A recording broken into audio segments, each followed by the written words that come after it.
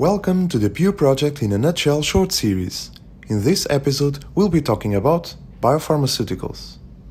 Drugs are used to prevent and treat diseases. Biopharmaceuticals are biological drugs and include a wide range of products derived from living materials such as vaccines, therapeutic proteins, blood components, cells, and tissues. Today, we will talk about pharmaceutical proteins.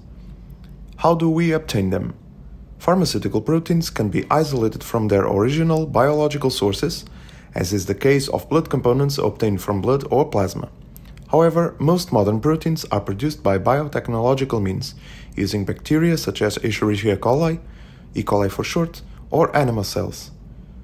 Whilst some E. coli are infectious, the strains we use are quite friendly. This is a special circular DNA molecule. We call this a plasmid. Now, if we just add a gene sequence codifying for a pharmaceutical protein to the plasmid and then place it inside the E. coli, we can induce it to mass produce the said pharmaceutical protein. How does this happen?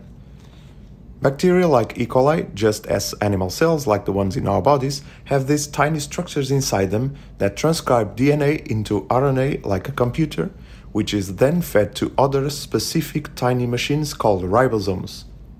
These ribosomes read the information coded in RNA sequences and literally translate it into proteins. Ribosomes act as protein factories.